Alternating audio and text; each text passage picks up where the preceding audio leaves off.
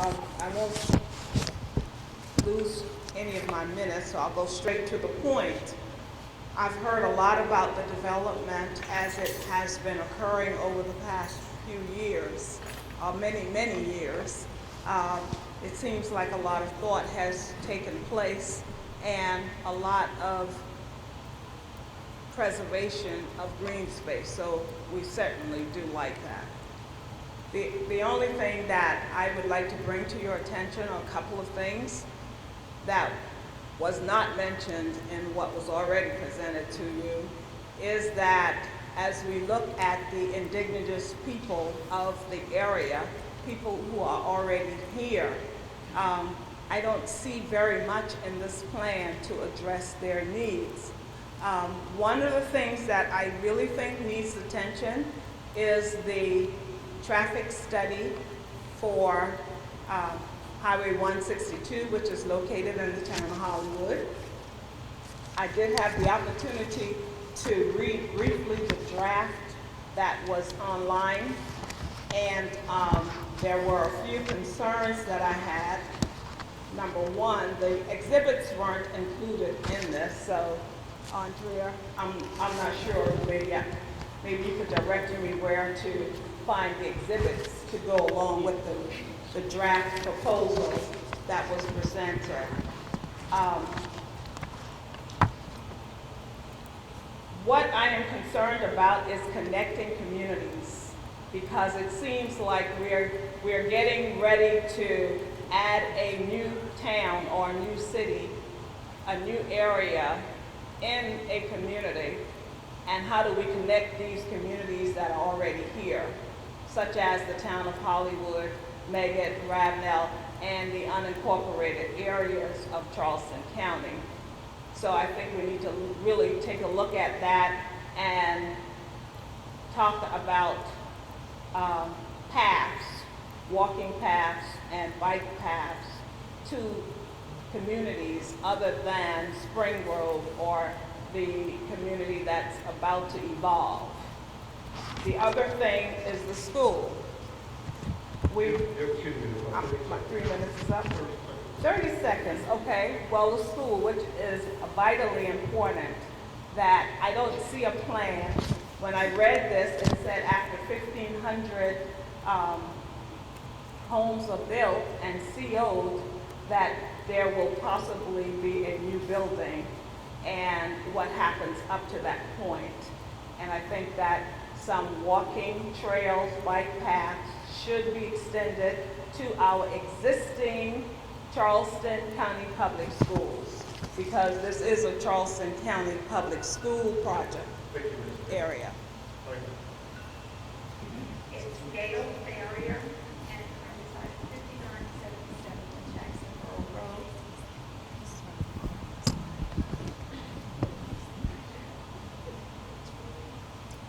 And I am a fire commissioner with the St. Paul's Fire District, and I was hoping the chief would be here, but we were just concerned that we really take a look at the impact of Spring Grove will have on our current fire district. And you know, St. Paul's Fire District right now we cover 365 square miles of fire coverage, with the second largest in the state next to Lexington. And Spring Grove will have a major impact. And we want to make sure that we are included when West Bay Fulton County are looking at the plans, the width of the streets, how fire access can get to and in and out of these communities, what is the impact it's going to have on our budget. And, you know, I don't know if you, well, I'm sure you do, that fire districts, public service districts are really struggling budget-wise. And the county needs to, take that into consideration when they're bringing in a project of this magnitude and what it's going to do. I know that they've been having ongoing audit discussions and budgets, and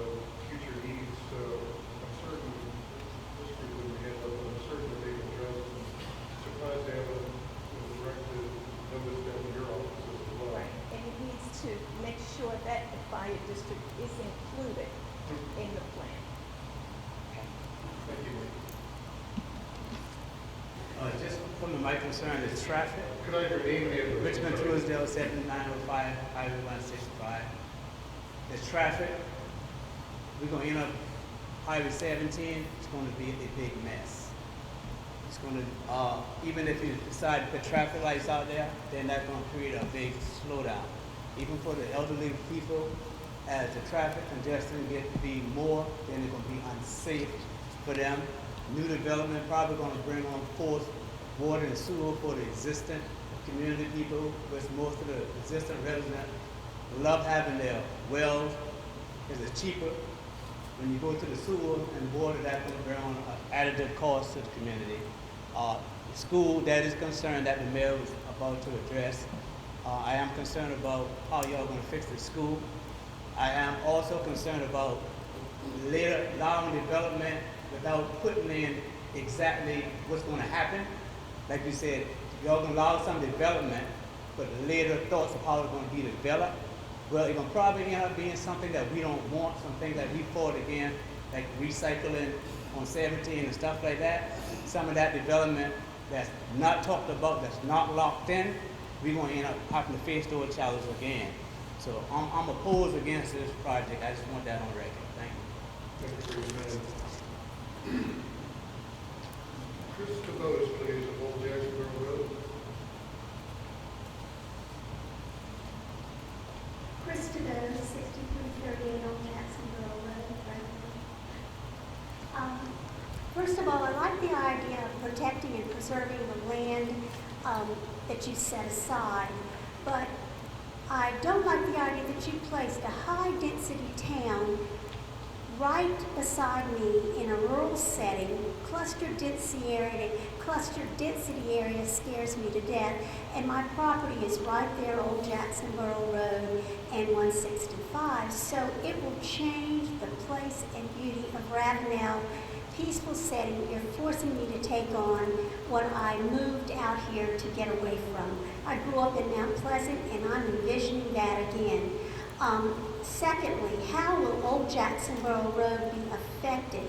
Will it be widened? How can it take the traffic?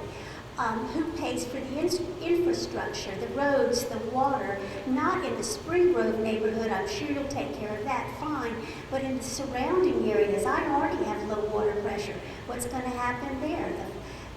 I'm just concerned also about what is going on to Old Jacksonville Road in the 0 to 5 year plan that you had in purple right there. What exactly is going there? I know there's a lot of open field in that area. Is that going to be apartments, high density area? And then what types of businesses are going to be along the CSX line?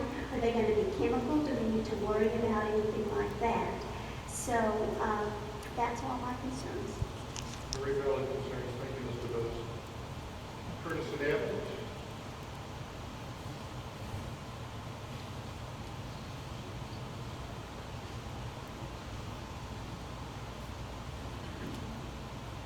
Curtis and Evans, 6061 Old Jacksonville Road.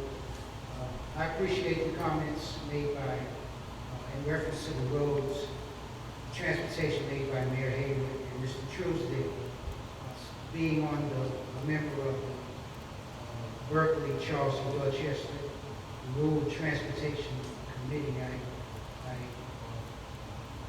I was going to say something in reference to it, but it was already said, so I appreciate it.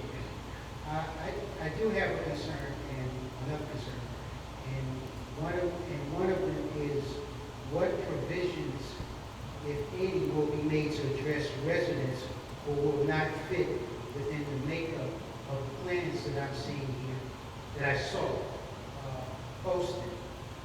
What type of engineering and contractual opportunities will be made available for minorities, which includes women and Hispanics? If someone could answer that, I would appreciate it. I don't think we have an immediate answer for them with this group here, but there'll be others who will be monitoring that, I'm hoping soon. Is that what you're having? Does Marcia Evans like to speak as well? Okay. Marshawn Avenant. I live at 6258 Old Jacksonboro Road in the town of Ravenel. I look at this map and the G2 yellow, which I think will be developed between 0 and 5 years from now, is just right down the road from me. It concerns me because I know what type of development they have in Somerville and Legend Oaks, and I see that, and I've seen them clear cut, and I've seen them put one house for every third, or not even a third of an acre, like an eighth of an acre, and that concerns me. My husband worked for me, West Maco, for 40 years and retired about 12 years ago. And, you know, we love Meet West Maco. We love what they've done between on 165 going towards the Cottageville Road. It's beautiful up there. I'm sure that they'll do a good job where they're proposing this. But I'm concerned about the traffic. I have city water at my house, and like Chris DeVos, who lives right down the street from me, my pressure is not all that good. The traffic and the water, and are they going to put in sewer? Because I don't see where they can put in they might be able to put in septic tanks, I don't know. But that's what I'm concerned about. And Highway 165 is a heavily traveled road, but it will be tremendously affected with this development, this G2 that's right there close to 165. I don't know how they're going to get over their subdivision, if this is going to be the subdivision, which I think it is. Thank you for your time, Mr. Montana. John Byers? Or Morgan Byers? All right, let's move to Nick Lindsay, Peter Point. You came a distance.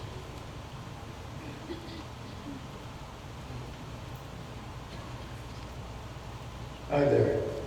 I'm Nick Lindsay from the Edisto Island Community Association. I'm currently the president. Thank you for this presentation. It's very clear. With a couple other community association board members, we've looked at this material and we have 2 questions that we'd like clarified, and if possible, it would be wonderful if it could be in writing on your respective websites. One is, we noticed in your application that you asked for the zoning rules of 2001 rather than the zoning rules of 2015 be in effect for this development. And we're just wondering what is gained and what is avoided by using the zoning rules of 2001. And the next question is, we would like it if you could please analyze the effect on land values that comparable developments have had. Developments of this size and scope. Because as each of us in the respective surrounding communities start to decide what we may want to do going forward, the value of our land is part of it, and it's a two-edged sword, because as the value of the land goes up, our ability to keep up with the taxes goes down.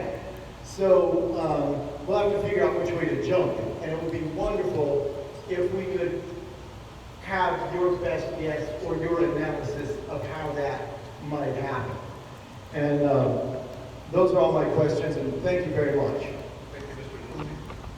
Teresa Hill.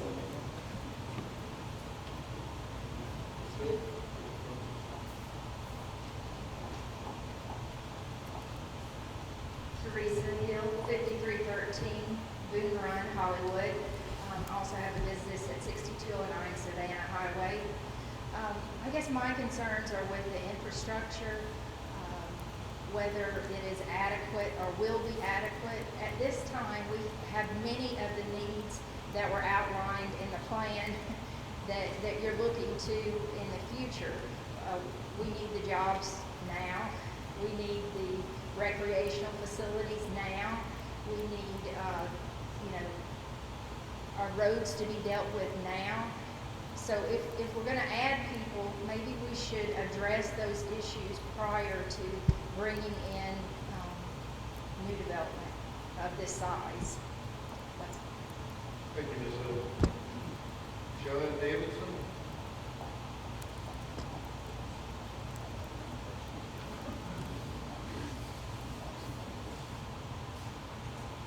Name's John Davidson. I live in Lexington, South Carolina, but we have Harris property over here on 174.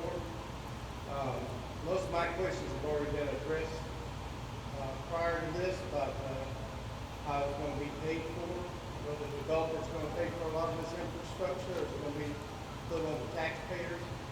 And my main question is, when can we expect and how can we expect these answers to all these questions to be forthcoming?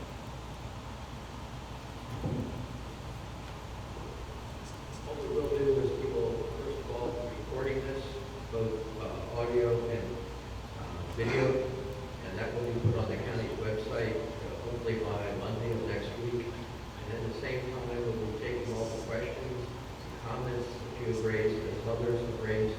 We'll also try to put that on our website. We do have email addresses of individuals that they submitted that are in attendance tonight, and we can send a message back to everybody that gave us an email address as well. This will include previous questions that were already Oh, covered. yes, everybody that's given questions. Thank you. Thank you, Mr. Davidson. David Webster, please.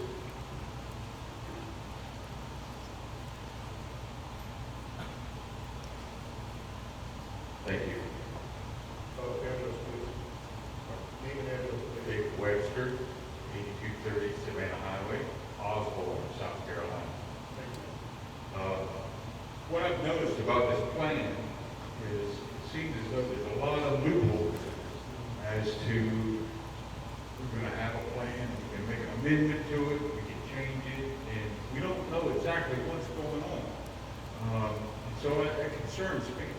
And also, I'm outside of what they're proposing here, but I have low-lying area of land, and I don't want my land to start flooding because of their development. So when we develop this land, don't develop it for 25 houses an acre, develop it for the whole thing, right? There's going to be 50 houses, there's going to be 100,000. When you start developing, develop it as it's going to be when it's all over with. Because I don't want you, and I know there's other people here that you're going to come in and you're going to cut their yards up, put in drainage pipes and all of this stuff. They don't want that. I know I don't want it. They don't come and clean the ditch in front of my house. So I know that if they're going to dig up your yard, you're going to be stuck with this for the rest, for the 25 years, 50 years until they pack up their stuff and they leave. So just a suggestion, you've got a bunch of acreage. Don't mess with Old Jacksonboro Road, don't mess with 165, don't mess with New Road. You've got access to 17. There's your road. Go straight through 17, off 17, go on your property, do what you want to do. I'm sorry if I'm getting emotional about this, but this is the way it is. We all gotta live there. Right? Right. All right, thank you, that's all I got to say. I appreciate it, Mr. Webster. Buck Dukes? Dave Passing. Jerry Jackson, please. Nathan Diaz.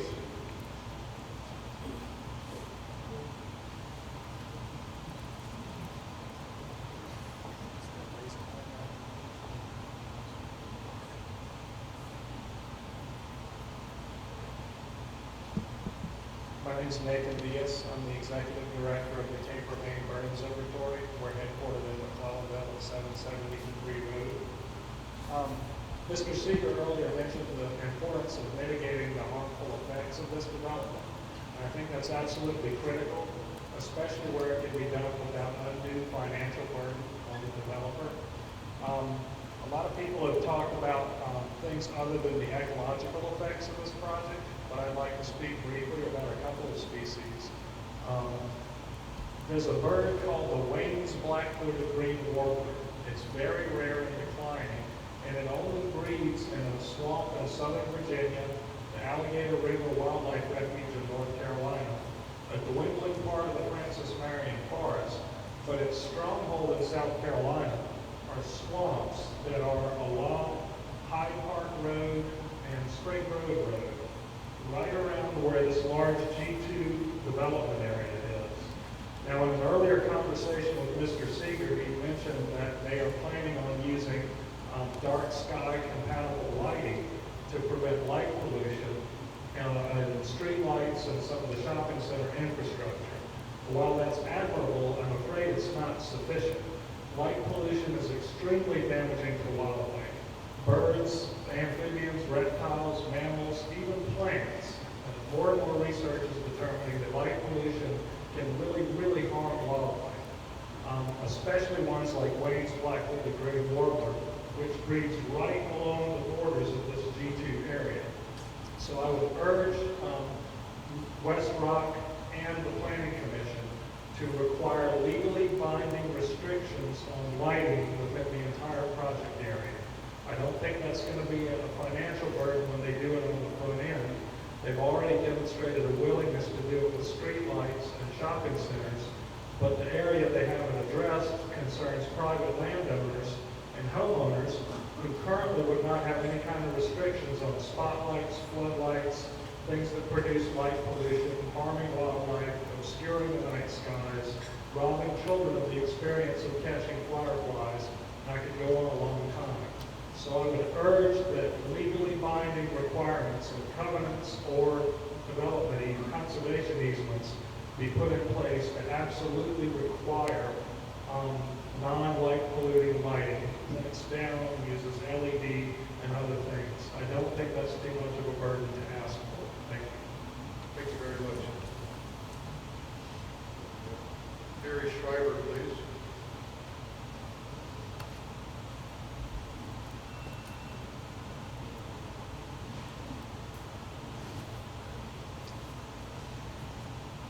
My name is Gary Schreiber. I live on 1622 Old Jacksonville Road. It's not in your district, it's North Fort Savannah, across 165. And I agree with the other fellow. Leave Old Jackson Borough alone. Leave Old Jackson Borough Road alone. I don't want the traffic coming through my section of it. I want it protected somehow to where it's not becomes a main thoroughfare from 165 to 17. We moved there for the reason that it's a private road. It's not a main road, it's a secondary road. If you want to build a road, you go ahead and build a road on your land like the man says. We all moved there for a reason. Everybody on Old Jacksonville Road, we've heard all the people. There's been many people on Old Jacksonville Road come in here and talk. Same thing with the mayor. How she said, take care of the outer areas that are affected, that have been here for years. Don't let us down. We don't mind the development. We take care of the people that are there. It's important. You're in that area near David's Nursery then, or? I'm in the Dog Leg. If you take 165 and go towards Savannah on Old Jacksonville Road, I'm halfway in the middle between school and their development. Thank you. Marvin Bowens, please.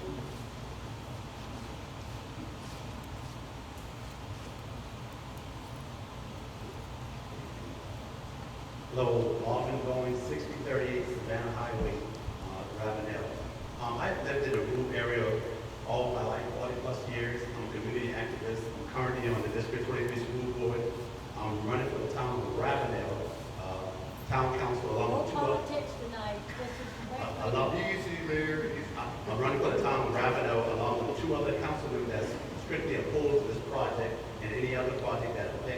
the Ravenel area. We think it's a better idea if this project was given to the town of Ravenel, and let me tell you why. There's 9 members of the county council, and I also ran for county council in 2002, so I know how it works. There's 9 members of the county council, but we can only control like 2. If y'all give this project to the town of Ravenel, where we have, I think, 7 members with the mayor, we can adequately control the project. Because we can't control the other 7 members of the county council. So they'll pass anything on us. There's questions that need to be asked before the project goes through, like how many low-income homes will there be? $100,000 homes or under, moderate price homes. Where is the sewer and water coming from? Is there an agreement with Dorchester County or the city of North Charleston with bringing the sewer and water? How many jobs are going to be created from this project? And what is the infrastructure plan? And what are we getting out of the deal? They're talking about fire departments and stuff like that or whatever. We wouldn't need those fire departments and police departments without this project. So they're not giving us anything. You know, what about some kind of contract agreement where a percentage of the job goes to the people in this area? Because we know once that rural development comes in, we know what happens. The rural character is destroyed. Poor residents are displaced by taxes and fees. The cost of living rises. Traffic congestion takes place. The voting power is diluted. And then they bring in expensive water and sewer projects. So what we ask is, again, I think y'all really need to consider giving this project to we can do a 75% annexation with this developer, give this plan over to the town of Ravenel, and let us govern this plan. Because we can do it better than county council, who we can't control. Thank you. Thank you, Mr. Lewis. Jonathan Whiting? Give it another try. Jonathan Whiting? My name's Jonathan Whiting. I live at 5594 Highway 174. One of the things that I've noticed about this is that they have already mentioned that part of their plan is to develop the business industrial area first, which will bring in jobs. And that's going to be an important part of this, because for them to develop the other areas where the housing is, and such as the retail areas, people are going to have the money to spend, which is where the jobs are going to come in. I know there are people that are concerned about the roads, and that can be addressed. I know I have a concern about our road as well. Fortunately, right in front of my house, there's 3 Heritage Oaks, so there's not going to be much down with that road right there. But one of the other things about the property taxes that people have mentioned is that I sat down, actually I have a degree in research and development engineering. So I sat down and I ran the numbers on approximately what it would be if this development raised your property taxes. If the development comes in with the housing that would be in there would be not comparable housing to rural properties. So it had very little effect on rural properties itself. They would compare it to areas more like the developments over in Megan, Stone Ferry, places like that. So then on the rural properties, if it develops or it raises your property values anywhere between $10,000 to $50,000 over the next 50 years, your property taxes are going to go up roughly about $50, $60 over 50 years. Okay?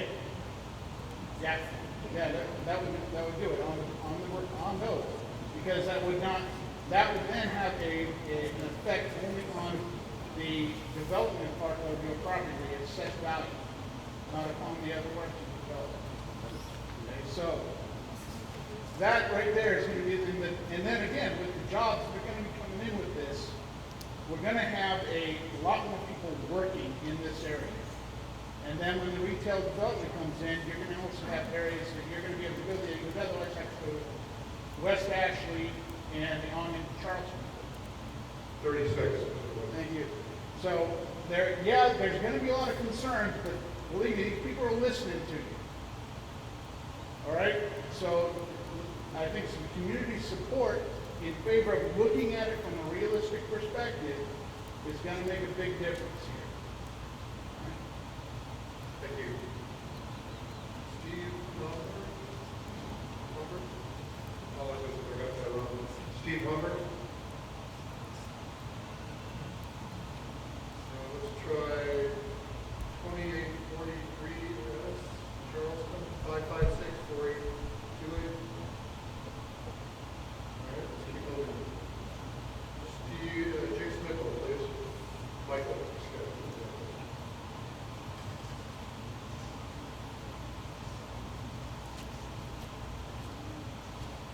Mr. Chairman, I'm James Lincoln. I live on Biggest Point Road on Eddystone. I've got more questions than answers.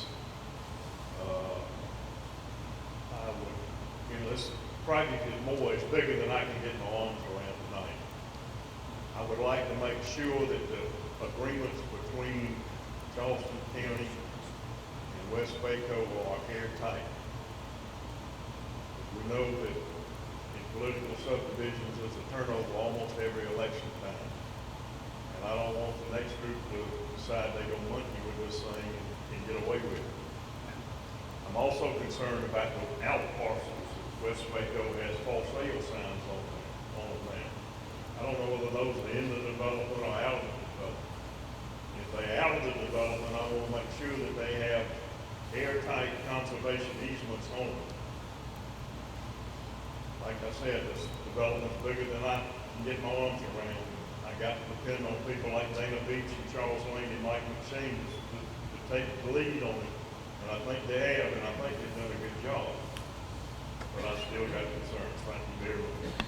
Thank you for your time. Paul Saw, 7040 on Jackson There Road. you go, thank you.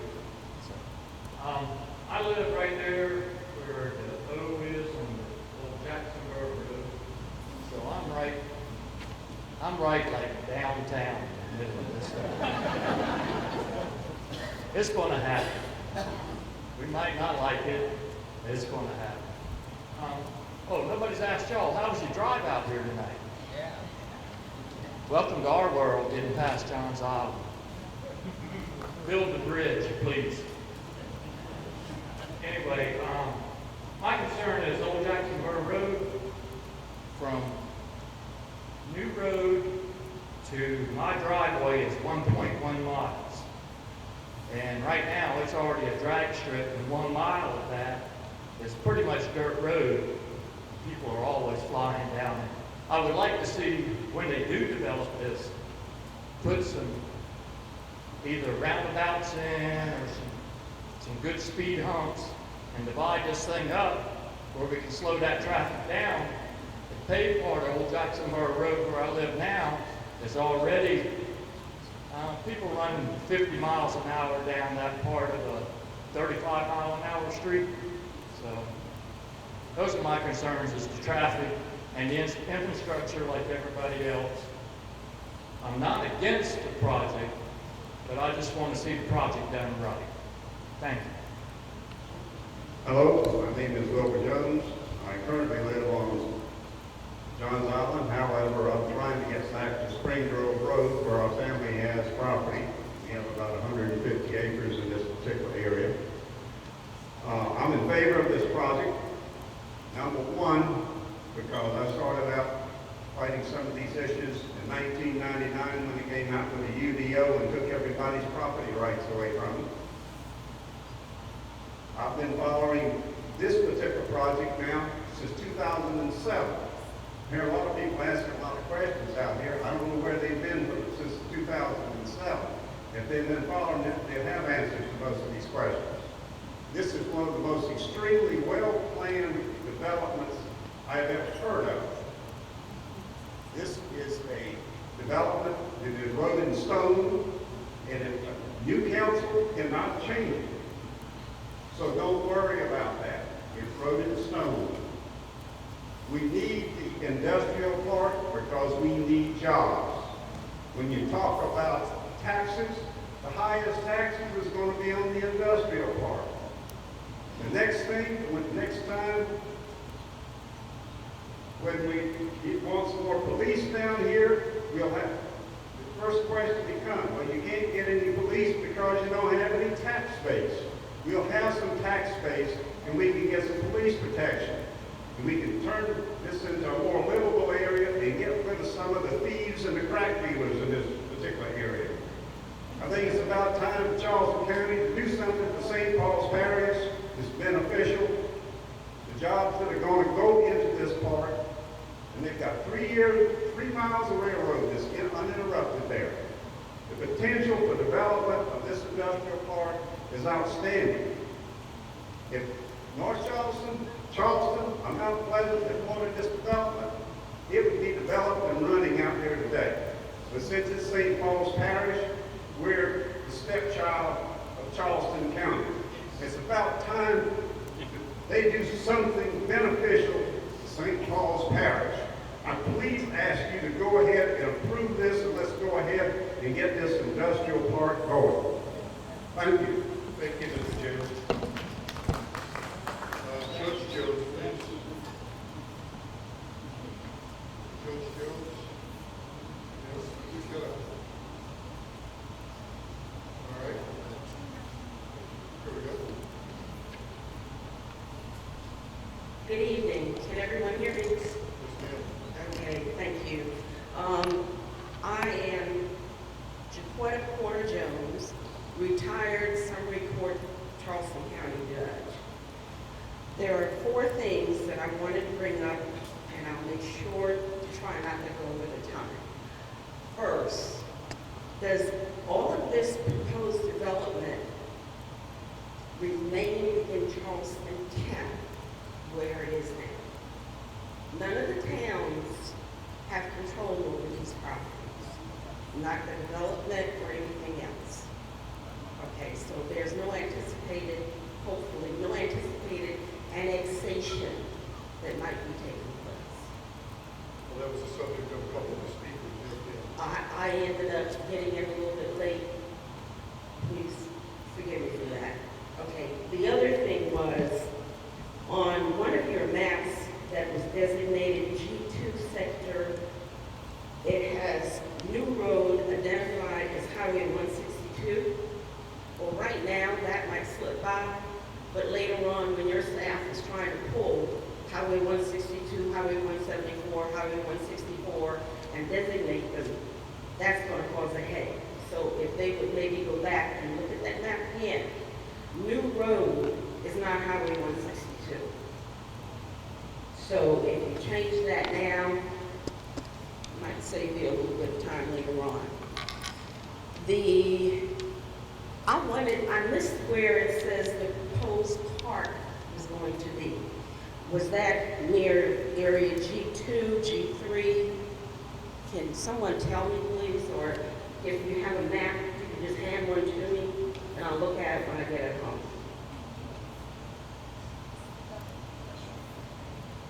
Okay, so where it says G2. All right, and that's right off of Old Jacksonboro and Savannah Highway. All right, last thing. Years ago, the Stoller plant existed out here, and I believe they had to do a Superfund cleanup. That's been capped off and everything. I noticed from this map, which is on the wall up there, that area is not intended for any kind of development. Nothing will go any closer to it than what you currently intend to do, which is the economic development area in blue. And then you've got the 75% acreage that's supposed to be for preservation or... That's a contaminated area, and I understand that the applicants are becoming close to the store. Okay, but that Stoller area is immediately across the road from that G2 area, which is supposed to be part of the development. And I've always been concerned about the safety of runoff from that area, although we've been assured that it's tapped off. Just please make sure that that is what it is. Thank you, ma'am. Thank you. We have trouble with this one. Charles, who lives at 5727 Martin Street, Ravenel.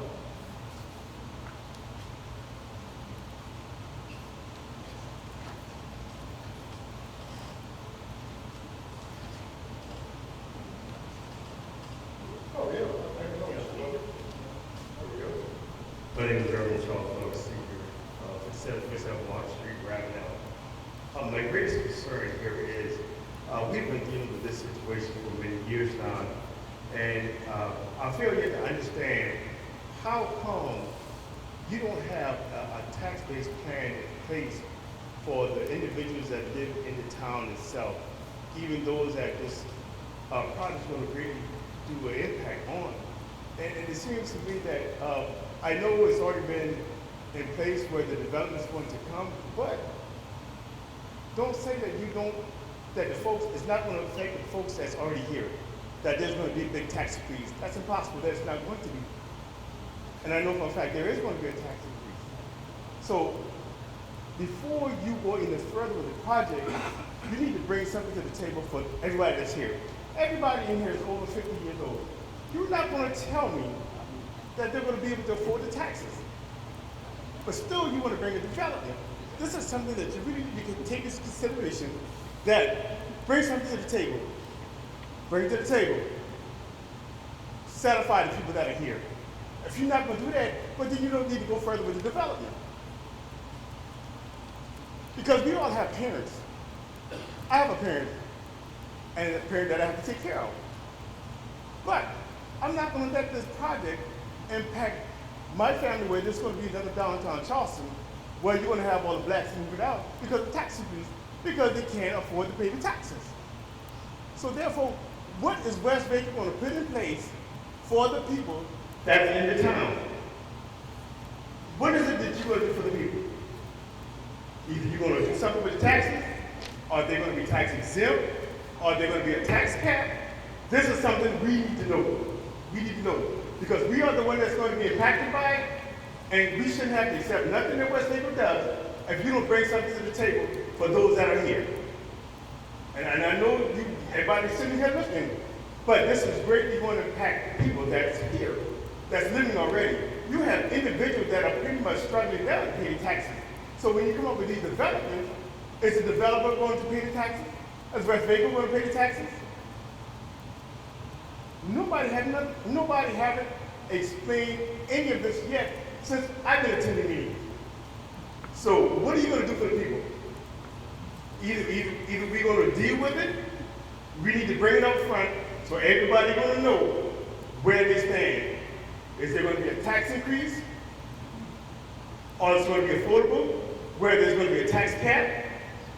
Because we need to know. The development plan, I don't have a problem with it. But we need to deal with the tax issues. This is what we need to address. This is what we need to take care of as citizens here in South Carolina, in Ravenel, in Paupers Ferry, in the surrounding area. Address the tax issue. Thank you, Mr. Glover. Blake McShane, please.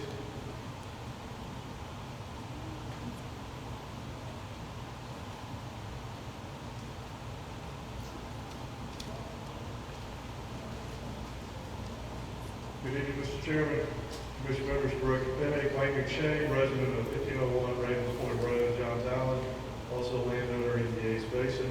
I'm here in capacity as both a landowner but also as the Vice Chairman of the Yates Basin Task Force. I applaud the efforts of the applicant, been very solicitous and collaborative working with the task force on a number of the components that have been discussed. I also applaud Director Pennick and the staff for really taking on the diligence of going through a very complicated process tonight, that I believe is presenting something that the task force can support in the zoning request by the applicant.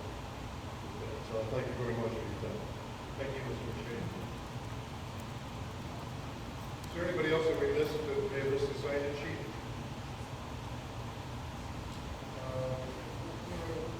One of the things that comes forth here is this is one of the biggest turnout we've had since early on. I really appreciate it. Some of us on the planning commission have worked on this for a couple of months. Many of us have been for several years. And the planning staff has done the same thing. Your questions today are, although they may have seemed repetitive, they're important.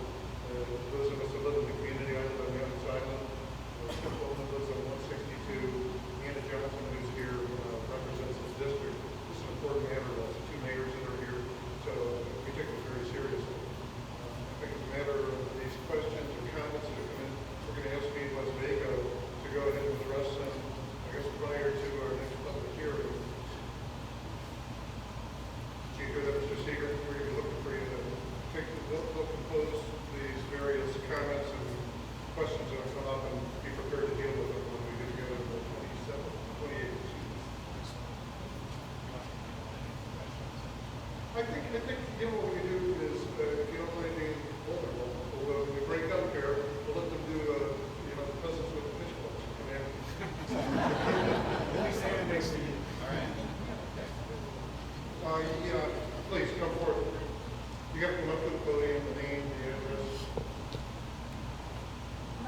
Elaine Freeman.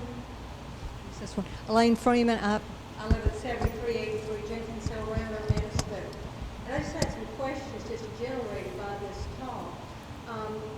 I think the 75 to 25 is a wonderful plan, but based on that 14,508 acres, and correct me if I'm wrong in reading this, that would put 10,994 in the 75% range that it could only be 1 in 25. Is that correct? But isn't that a little deceptive? Because you have 5,659 acres in a wetland that are protected under state and federal guidelines that couldn't be developed anyway. So I guess my question to y'all would it not be more responsible of Charleston County Planning to put that 75-25 rule on the acreage that could be developed, which for your notes would be 8,849 acres? Because it sounds like a good deal, but in reality, under state and federal guidelines, the wetlands could not be, or should not be, I'm going to put that could and should not. And Mr. Panic, I have a question just generated. Can I assume that of the 31,000, roughly 31,000, that the zoning would have been 1 unit for 25 acres? Is that under the comprehensive plan? Is that what it is now, roughly? Roughly, that's correct. Most of it is 1 to 25. There is 1 to 10, which is the DG 10 zoning district, and a few parcels that were ag residential or AGR. Well, I just did this with my pen, but I'm a former teacher, so I think I can do a little math. Based on the 31,000 acres, if under the current zoning, just roughly 25 acres, that would be 1,240 units. But based on just the G2 and G3, we're looking at over 10,000 units. That's a 10-fold increase in what current zoning is. So even though it's 75, and we've got 75, which includes wetlands, am I pretty Your close? math is correct. That's what Andrea presented in the slide presentation. All right, thank you. We're hoping to talk public good. Any other questions or comments from the crowd? If there is no further business, go. Well, I'm just curious.